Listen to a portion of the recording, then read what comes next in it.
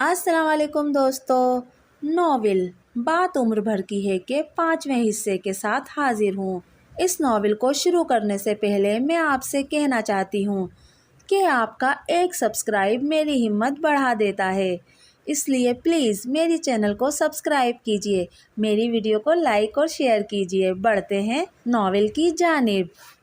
अगले दिन सुबह फारूक ने मुझसे कहा कि मैं उससे कह दूं कि वो नीचे ना रहे। शायद उससे गुलफशा ने कहा था। मैंने सुम्बुल तक वो पैगाम पहुंचा दिया था। वो बिल्कुल चुप रही थी, मगर शाम को फारूक के आते ही वो नीचे चली गई। मैं भी लपकती हुई उसके पीछे चली गई। वो सीधा गुलफशा के कमरे में चली गई। मुझ में इतनी हिम्मत नहीं थी कि उस कमरे में चली जाती। मैं दहलीज के बाहर ही रुक गई। पापा, क्या आपने मुझे अलग कमरा देने से इनकार किया है? वो बुलंद आवाज़ में फारूक से पूछ रही थी।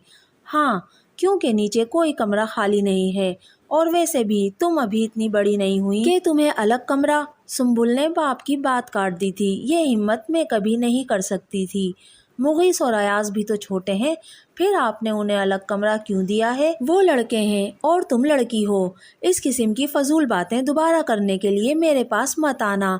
मैंने बस एक दफ़ा कह दिया है कि तुम ऊपर ही रहोगी, तो बस तुम ऊपर ही रहो। फारूक इस बार उसे गुस्से से डांट रहा था। ठीक है, अगर आप नीचे मुझे और मलिहा को एक कमरा भी नहीं दे सकते, तो फिर आप अम्मी से नीचे वाले हिस्से की सफाई भी ना करवाएं।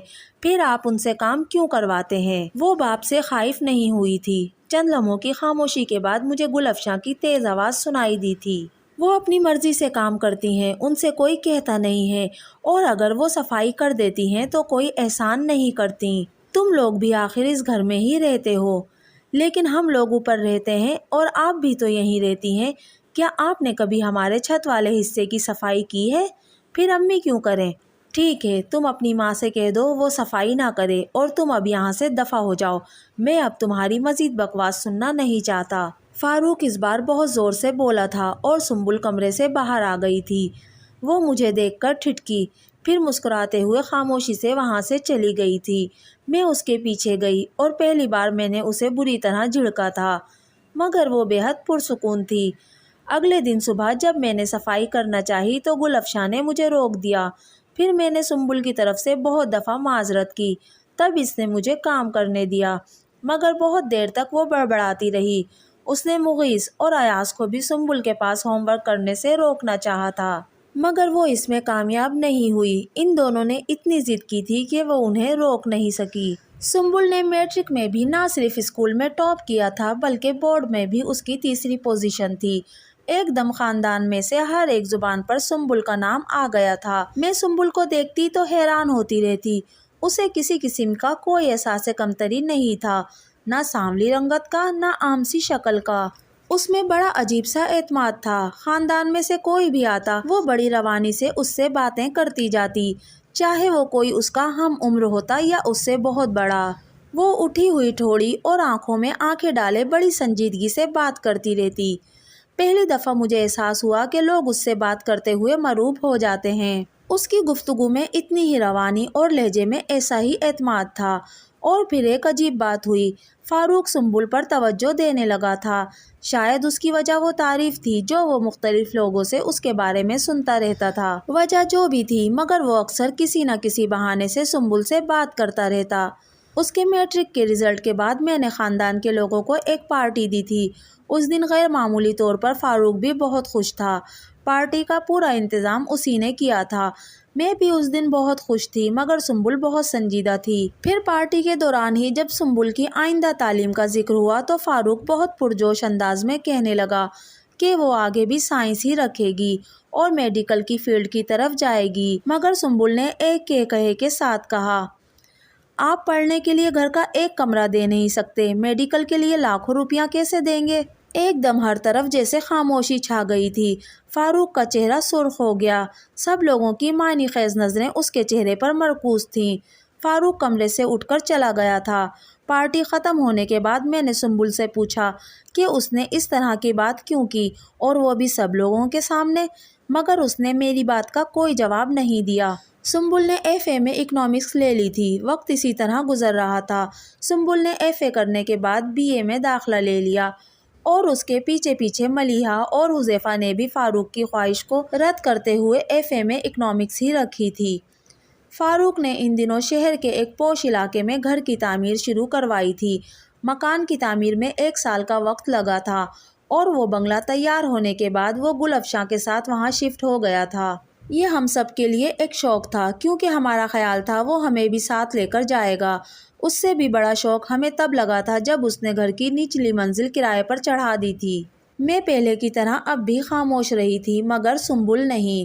اس نے فاروق سے بہت بحث کی تھی اور اس بحث کا نتیجہ یہ ہوا تھا کہ وہ ناراض ہو کر چلا گیا تھا۔ اس کے جانے کے بعد جب میں نے سنبل کو کچھ کہنے کی کوشش کی تو اس نے بڑے ترش لہجے میں میری بات کاٹ دی۔ امی پلیز آپ کچھ مت کہیں، ساری عمر شوہر کے سامنے خاموشی کے ساتھ گزاری ہے تو پھر ہمارے سامنے یہ تقریریں کیوں؟ آپ نے اپنی زندگی اپنے طریقے سے برباد کی، اب ہمیں اس کو اپنے طریقے سے سنوارنے دیں۔ جو ہمارا حق ہے اس کے لیے اگر آپ نہیں لڑ سکتی تو ہمیں تو لڑنے دیں۔ زندگی میں پہلی دفعہ اس نے مجھ سے اتنی تلخی سے بات کی تھی، میں تو بس جیسے گمسم ہو کر رہ گئی۔ فاروق نے حسب معمول ناراض ہو کر جانے کے بعد اگلے ماہ خرچ کے لیے روپے نہیں بھیجے تھے۔ جب پہلی تاریخ کو گزرے ہوئے 1 ہفتہ گزر گیا تو ایک دن سنبل نے مجھے کچھ روپے لا کر تھما دیے۔ میرے پوچھنے پر اس نے کہا یہ خرچ کے روپے ہیں، پاپا سے لائی ہوں۔ میں مطمئن ہو گئی مگر شام کے وقت اچانک فاروق گھر آ گیا۔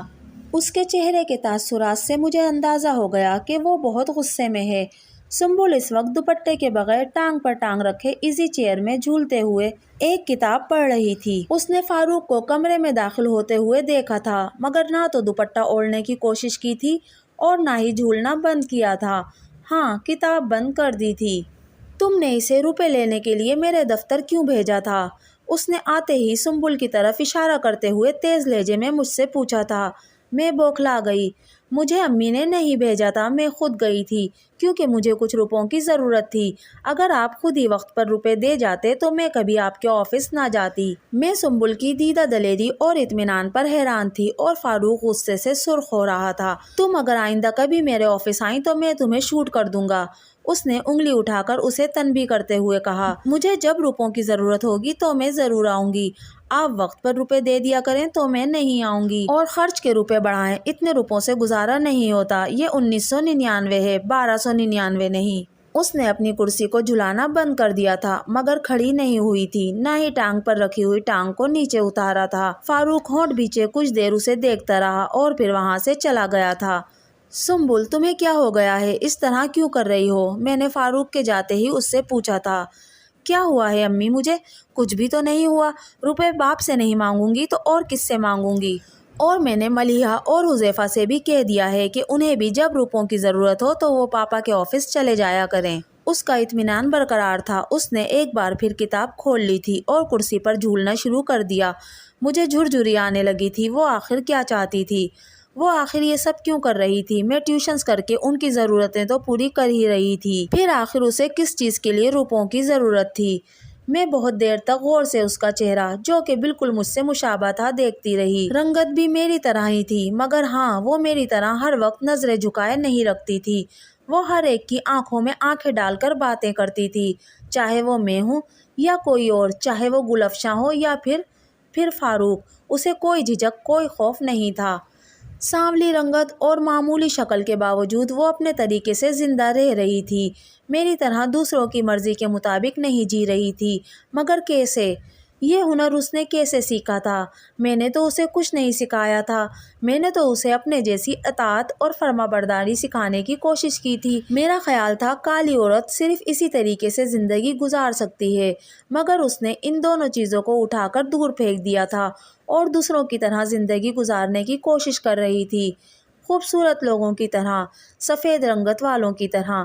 میں اس کے مستقبل کے بارے میں بے حد خوفزدہ تھی۔ سنبل کی دوستی صرف مغیث اور ایاز کے ساتھ ہی نہیں تھی بلکہ عزیر اور رافع کے ساتھ بھی اتنی ہی تھی۔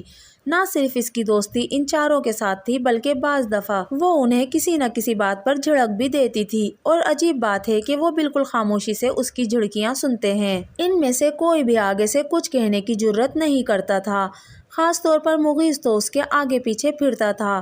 جب سنبل کا موڈ آف ہو جاتا تو وہ بہانے سے اس سے بات کرنے کی کوشش کرتا، اس سے معافی مانگتا۔ عجیب بات ہے نا کہ وہ چاروں خوبصورت ہونے کے باوجود سنبل سے دبتے تھے، اس کی توجہ کے طالب رہتے تھے، اور گل افشاں کی تمام تر برین واشنگ بھی انہیں سنبل سے برگشتہ نہیں کر پائی تھی۔ پہلے وہ چھپ چھپ کر اوپر آیا کرتے تھے، مگر عمر بڑھنے کے ساتھ وہ کھلے عام اوپر آتے تھے، اور گل افشاں بے بسی سے انہیں دیکھتی رہ جاتی تھی۔ سنبل نہ صرف انہیں ان کی سالگرہ پر تحفے دیتی رہتی تھی، بلکہ دوسرے مواقع پر بھی انہیں کچھ نہ کچھ دیتی رہتی تھی۔ جواباً وہ بھی سنبل کے لیے کچھ نہ کچھ خریدتے رہتے تھے، اور بعض دفعہ ان کی کوئی چیز سنبل کو اچھی لگتی تو وہ اس کے انکار کے باوجود اسے دے کر ہی دم لیتے۔ علیحدہ گھر میں شفٹ ہونے کے باوجود ہفتے میں 3 بار مغیث اور ایاز گھر ضرور آتے، اور سنبل بھی ہفتے میں 2-3 بار ان کے گھر سے ضرور ہو کر آتی۔ دوستو، یہ تھا ناول بات عمر بھر کی ہے کا 5واں حصہ۔ آپ کو میری ویڈیو کیسی لگی مجھے کمنٹ کر کے ضرور بتائیے گا۔ اگر ویڈیو پسند آئی تو پلیز میرے چینل کو سبسکرائب کیجیے، میری ویڈیو کو لائک اور شیئر کیجیے۔ ملتے ہیں اگلی ویڈیو میں، تب تک کے لیے اللہ حافظ۔